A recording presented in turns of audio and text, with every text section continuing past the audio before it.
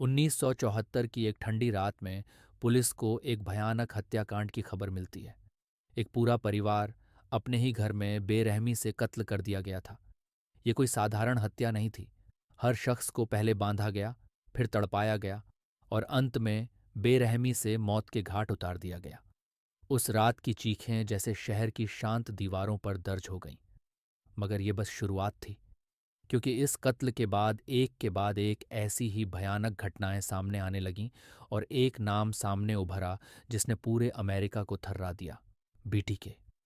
अगर आपको भी ऐसी कहानियां सुनना पसंद है जो रोमांच से भरी हुई हैं, तो चैनल को सब्सक्राइब कर लीजिए। हम हर हफ्ते आपके लिए दो ऐसी कहानियां लाते हैं। अब मैं आपको एक रिक्वेस्ट करूंगा कि इस कहानी का पूरा मज़ा लेने के लिए हेडफोन का इस्तेमाल करें और खुद को इसकी गहराई में खो जाने दें। वापस आते हैं आज की कहानी पे। पुलिस को जल्द ही समझ में आ गया कि यह कोई आम हत्यारा नहीं है। ये एक ऐसा शातिर इंसान था जो अपने शिकारों को चुनने से लेकर उनकी मौत तक हर कदम पर एक पैटर्न फॉलो कर रहा था। बाइंड, टॉर्चर, किल। लेकिन यह सिर्फ खौफ की शुरुआत थी, क्योंकि एक दिन अचानक पुलिस को एक खत मिला। उसमें हत्यारे ने अपने नाम का खुलासा करते हुए लिखा था, BTK, यानी बांधना, तड़पाना, मार देना। अपने घिनौने अपराधों को मानो किसी खौफनाक खेल की तरह पेश कर रहा था वो। हर कत्ल के बाद वो पुलिस को चिट्ठी भेजकर चुनौती देता, उन्हें अपने ऊपर हंसने का मौका देता और खुद पर गर्व महसूस करता। इस मिस्ट्री के उलझे हुए धागों को सुलझाने में पुलिस की हालत खराब हो चुकी थी। हर हत्याकांड के साथ सुराग, फिंगरप्रिंट्स और संभावित गवाहों को खंगालते रहे, लेकिन कोई भी सुराग इस हत्यारे तक पहुंचने में नाकाम रहा। समय के साथ पुलिस की हताशा और डर बढ़ता गया, और साथ ही बढ़ता गया उस हत्यारे का आत्मविश्वास। और फिर इस कहानी में एक नया मोड़ आया। डेनिस रैडर नाम का एक साधारण सा आदमी, जो न सिर्फ एक परिवार का पिता था बल्कि चर्च का अध्यक्ष भी था, जो समाज में एक इज्जतदार इंसान था और किसी आम इंसान की तरह ही दिखता था। किसी ने सपने में भी नहीं सोचा होगा कि इस आदमी के भीतर एक ऐसा राक्षस छुपा हुआ है जो रात में निर्दोषों की जान लेने के लिए बाहर निकलता था। डेनिस रेडर, जिसे बीटी के किलर के नाम से जाना जाता है, अक्सर पुलिस और मीडिया को चिट्ठियां भेजकर अपने घिनौने अपराधों का ब्यौरा देता था, मानो उन्हें चुनौती दे रहा हो। चलिए थोड़ा जानते हैं इस कातिल के बारे में। डेनिस लिन रेडर का जन्म 9 मार्च 1945 को पिट्सबर्ग, कैंसस में हुआ था।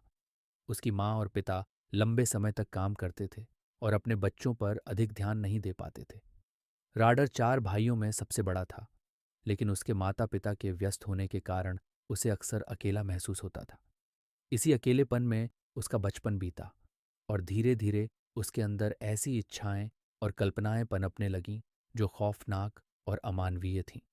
छोटी उम्र से ही उसके भीतर एक सैडिस्टिक सोच विकसित हो गई थी, जहां उसे बेबस और फंसी हुई महिलाओं को प्रताड़ित करने में खुशी महसूस होती थी।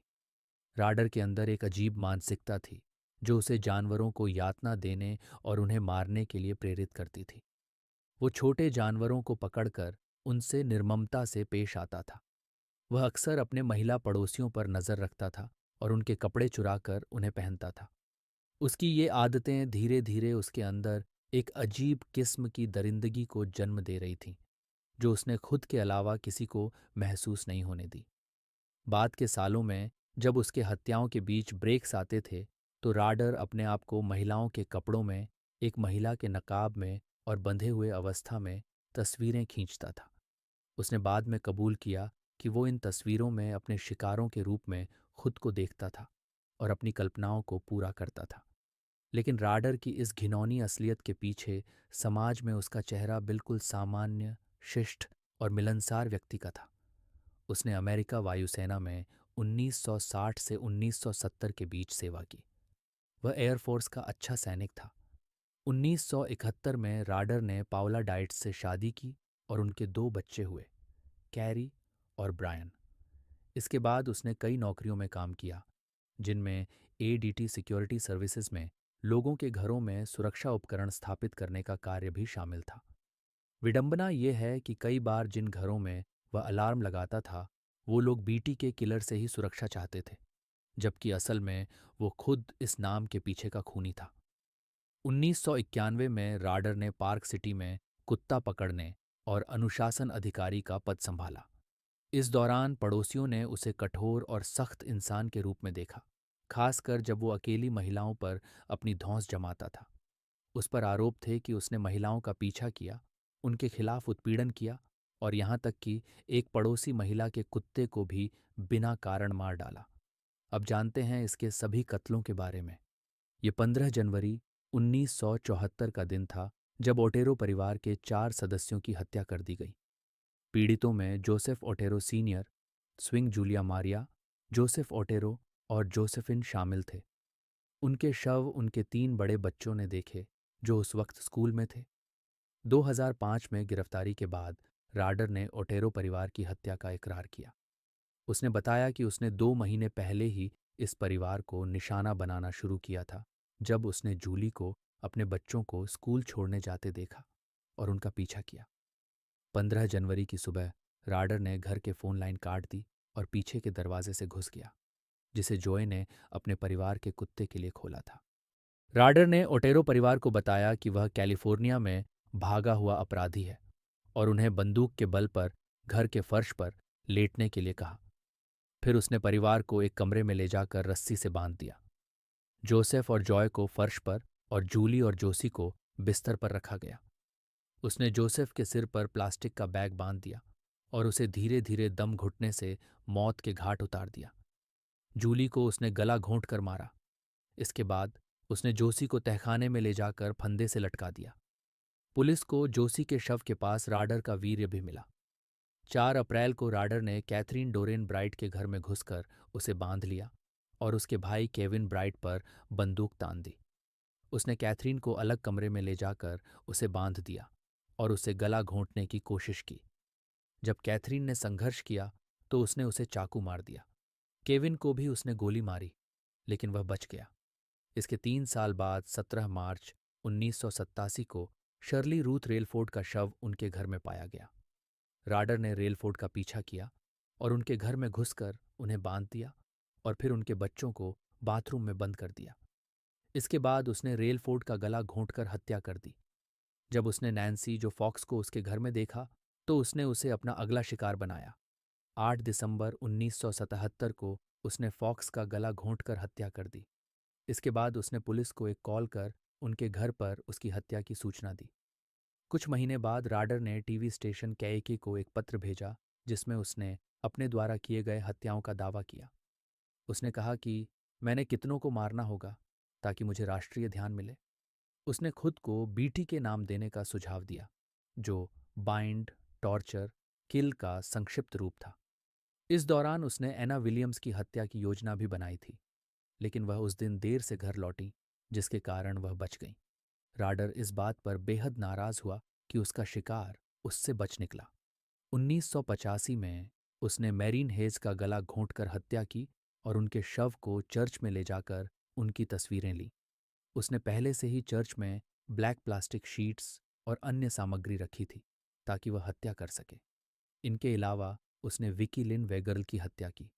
उसने खुद को फ़ोन रिपेयरमैन बताकर घर में प्रवेश किया और फिर उनका गला घोंटकर हत्या कर दी।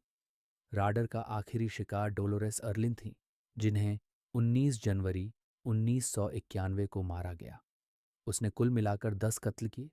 2000 के दशक में जब बीटीके के खौफनाक हत्याकांड लोगों के मनों से धुंधला होने लगे, तभी एक स्थानीय लेखक रॉबर्ट बीटी ने इन हत्याओं पर एक किताब लिखने की योजना बनाई। ये खबर सुनकर राडर, जिसे अब भी प्रसिद्धि और ध्यान की भूख थी, 2004 में फिर से बीटीके के रूप में सामने आया और उसने पुलिस को अपनी जानकारियों से भरी चिट्ठियां भेजना शुरू किया। लेकिन इस बार उसकी यही चाहत उसके लिए महंगी साबित हुई। 26 जुलाई 2005 को राडर की गिरफ्तारी के बाद उसकी पत्नी पावला को तुरंत तलाक की अनुमति मिल गई, जिसमें सामान्य 60 दिनों के इंतजार की अवधि को हटाया गया। कई सालों बाद 2019 में उसकी बेटी कैरी ने एक इंटरव्यू में बताया कि उसने अपने पिता को माफ कर दिया है, लेकिन आज भी यह स्वीकारना उसके लिए मुश्किल है कि जिस पिता के साथ उसका बचपन गुजरा वो असल में एक सीरियल किलर था। फिर 2024 के क्राइम कॉन में कैरी ने अपने पिता की डायरी के अंश साझा किए, जिसमें उसने खुलासा किया कि उसके पिता ने बचपन में उसके साथ भी यौन शोषण किया था। आप इस हत्यारे की मानसिकता देखिए, जिसने अपनी बेटी को नहीं छोड़ा। राडर अपनी हत्याओं के बारे में पुलिस और मीडिया को चिढ़ाने वाले पत्र भेजने के लिए कुख्यात था, जिससे उसकी कुख्याति बढ़ गई।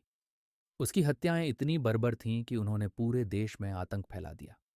राइडर ने अपने अपराधों को अंजाम देने के बाद अपने शांतिपूर्ण जीवन की परतों के पीछे छिपा रखा, लेकिन अंततः उसकी सच्चाई सामने आई और उसे 2005 में गिरफ्तार किया गया।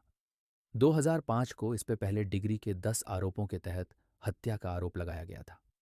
5 मार्च को समाचार स्रोतों ने दावा किया कि उन्होंने कई स्रोतों के माध्यम से पुष्टि की है कि राडर ने उन 10 हत्याओं की स्वीकार्यता दी है जिनका उसे आरोपित किया गया था, लेकिन कोई अन्य नहीं।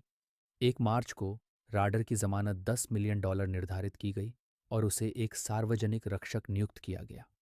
27 जून को निर्धारित परीक्षण तिथि पर राडर ने अपनी अपील को बदलकर गिल्टी कर दिया।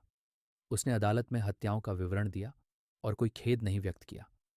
18 अगस्त को राडर की सजा सुनाई गई, जब पीड़ितों के परिवारों ने बयान दिए। राडर को 10 लगातार जीवन की सजा सुनाई गई, मतलब कि 175 सालों की सजा। उस समय कंसास में मौत की सजा लागू नहीं थी। 19 अगस्त को राडर को सुधार केंद्र में स्थानांतरित किया गया। एल्बुकॉर्डो में उसने सामान्य विषयों जैसे मौसम के बारे में बात की, लेकिन जब अदालत की कार्यवाही में पीड़ितों के परिवारों के बयानों को रेडियो पर सुनाया गया तो वह रोने लगा। 2006 से राडर को टेलीविजन और रेडियो तक पहुंच, पत्रिकाओं और अन्य अच्छे व्यवहार के लिए विशेषाधिकार प्राप्त हुए। मैसाचुसेट्स के मनोवैज्ञानिक रॉबर्ट मेंडोजा को राडर के सार्वजनिक रक्षकों द्वारा एक मनोवैज्ञानिक मूल्यांकन करने के लिए नियुक्त किया गया था, ताकि यह निर्धारित किया जा सके कि क्या एक उसकी मानसिक स्थिति ठीक है या नहीं। उन्होंने 27 जून 2005 को राडर ने स्वीकार किया। उन्होंने देखा कि राडर में एक बड़े आत्मसंवेदना का अनुभव है, एक विश्वास कि वह विशेष है और इसलिए विशेष उपचार का हकदार है। हर कातिल को यही लगता है कि वह स्पेशल है। उसकी कहानी न केवल उसकी बर्बरता को दर्शाती है, बल्कि यह भी बताती है कि कैसे एक सामान्य दिखने वाला व्यक्ति इस हद तक जा सकता है। बीटी के किलर की खौफनाक हत्याएं आज भी लोगों को डरा देती हैं, और उनकी दास्तान एक चेतावनी है कि असली खतरनाक व्यक्ति अक्सर हमारे आसपास ही होते हैं। आज वह अपनी सुरक्षा के लिए एकांत कारावास में है, जिसमें एक दिन में 1 घंटे की व्यायाम और हफ्ते में 3 बार स्नान शामिल है। इसके अलावा उसे बाहर निकलने की इजाज़त नहीं है। तो ये थी आज की कहानी। पसंद आई हो तो वीडियो को अपने दोस्तों के साथ शेयर करें और आप इसे लाइक करें। चैनल को सब्सक्राइब करना ना भूलें। मिलते हैं नई कहानी में।